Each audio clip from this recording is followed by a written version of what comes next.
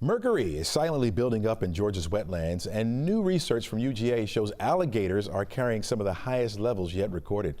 Here now is Kristen Zamitis. She's a graduate of UGA School of Ecology and is the lead author on this study. Kristen, welcome to the show. Hi, thank you for having me. All right, describe some of the dangers of mercury. Mercury can accumulate in humans and wildlife and can cause a lot of issues like cognitization and issues with reproduction. So a lot of times animals will hunt slower, run slower, have issues making decisions, and also have lower reproductivity.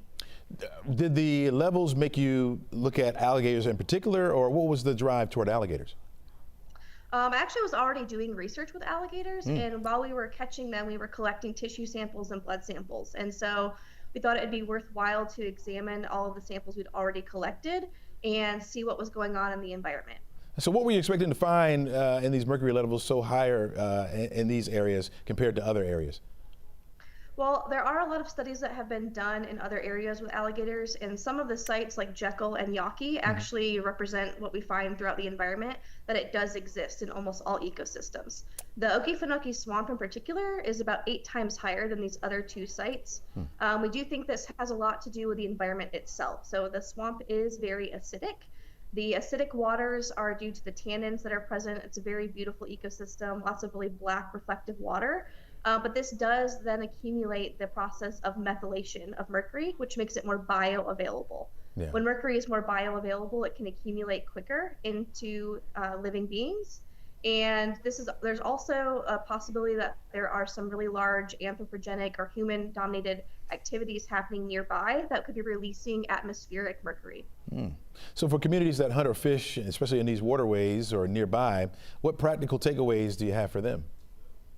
I think the most important thing is to be checking the EPD consumption guidelines. So that almost every single body of water, whether it's freshwater or on the coastal locations, will have some sort of guideline on how often you should be fishing and which species you should avoid or limit.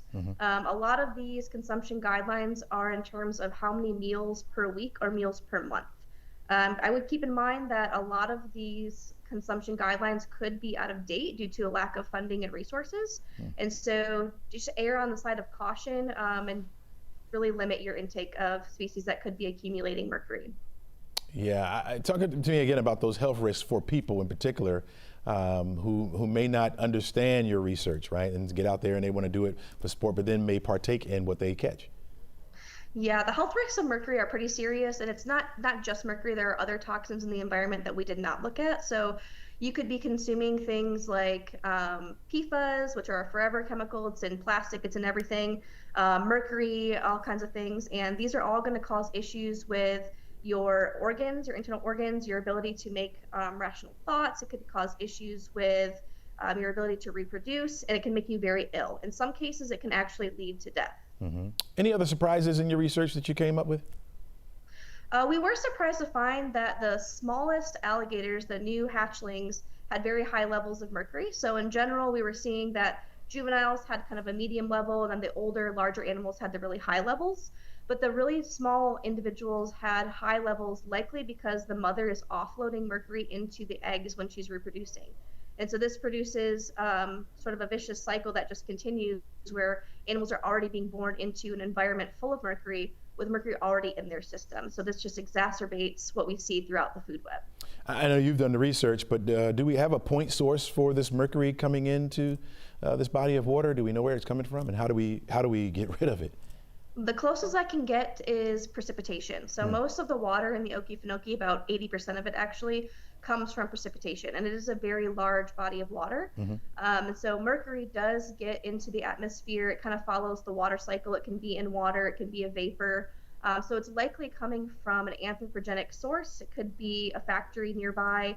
I think one of the best things we can do is look at where the watersheds are coming from, so what kind of runoff is going into the swamp, as well as looking at weather patterns and where all of the rain is actually coming from and where it's going over before it gets the mercury. All right, well, let's protect ourselves. Thank you for your research. Really appreciate that, and getting it out to us, because we need to know at least, right? Especially if we want to fish and eat. Thank you. Kristen Zamitis, thank you so much for joining us. Really appreciate it.